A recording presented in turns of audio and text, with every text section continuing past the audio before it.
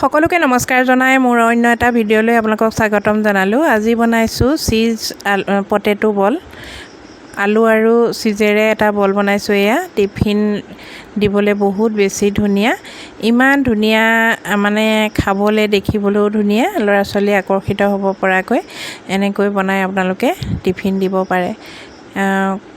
স্বাস্থ্যৰ কাৰণেও ভাল হ'ব আৰু কোনো ধৰণৰ বেছি মছলা ব্যৱহাৰ কৰা নাই। এয়া অকণমান খাবলৈ দিছোঁ আমাৰ ভাগিন পোৱালিটোক, এই গৰম কাৰণে খাব পৰা নাই, খুব ভাল পাইছে। মই চিজ বল বনাই থকাৰ কাৰণে সি ওচৰৰ পৰা আঁতৰিয়ে যোৱা নাই, কেতিয়া হ'ব সুধি আছে। মই চিজখিনি ধুনীয়াকৈ এৰুৱাই লৈ সৰু সৰুকৈ কাটি ল'লোঁ। আপোনালোকে চাওক, মই সৰু সৰুকৈ চিজখিনি কাটি লৈছোঁ। তাৰ পাছত এইখিনি এটা চিচাৰ বাটিত থৈ ল'ম। কাটি আছোঁ, তাৰ পাছত এইখিনি থৈ ল'ম আৰু এতিয়া বইল কৰা আলুখিনি বাকলিখিনি গুচাই ল'ম। মই আপোনালোকে এনেধৰণে বনাই টিফিন দিব পাৰে আৰু আবেলি খাবলৈও, ডাঙৰে খাবলৈও ভাল। এইটো আলুখিনি, বইল আলুখিনিৰ বাকলিখিনি মই গুচাই ল'লোঁ। তাৰ পাছত এতিয়া ধুনীয়াকৈ পিটিকি ল'ম। আপোনালোকে পিটিকিবলৈ অসুবিধা পায় যদি মিক্সিটো মাৰি ল'ব পাৰে।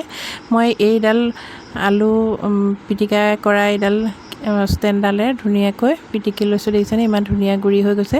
তাতে দিছোঁ 1 কাপ আটা, অকণমান কম হোৱা দেখি আৰু আধা কাপ আটা দি দিছোঁ। তাতে হালধি দিছোঁ, নিমখ দিছোঁ আৰু অকণমান জলকীয়া গুড়ি দি ধুনীয়াকৈ মাৰি লৈছোঁ।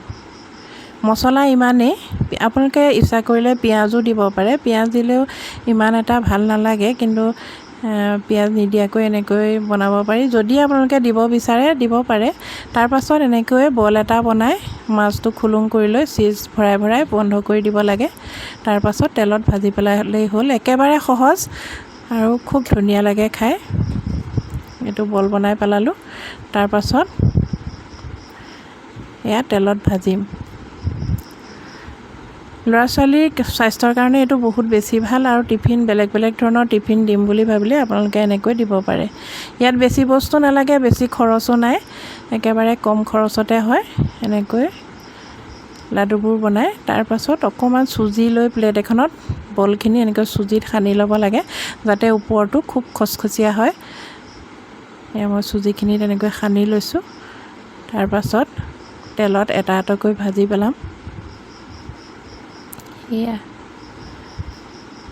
দেখিবলৈ যেনেদৰে ধুনীয়া, খাবলৈ এয়া হৈ গ'ল। দেখিছেনে, খাবলৈও বহুত বেছি ধুনীয়া। এতিয়া গোটেইখিনি মই এটা এটাকৈ ভাজি পেলাম। আপোনালোকে চাই থাকক, আপোনালোকে তেনেধৰণে বনাই দিব পাৰে। তেলখিনি বেছি গৰম হ'বলৈ দিব নালাগে, অলপ গৰম হওঁতেই লাডুখিনি দিব লাগে, কিয়নো এতিয়া ভিতৰলৈকে সোমাই যায়। আৰু হ'বৰ সময়ত কাটা চামুচে বা চুৰি এখনেৰে ফুটা কৰি কৰি খুচি দিব লাগে, যাতে ভিতৰলৈকে তেলটো সোমাই যায়। মই ভাজি আছোঁ। এটা এটা হোৱাৰ পাছত আকৌ এটা এটা দি দিব লাগে। আপোনালোকে এনেকৈ বনাই খাবচোন দেই, নাপাহৰিব। আৰু কমেণ্ট কৰি জনাব কেনেকুৱা পালে। এয়া হৈয়ে গৈছে প্ৰায়ে।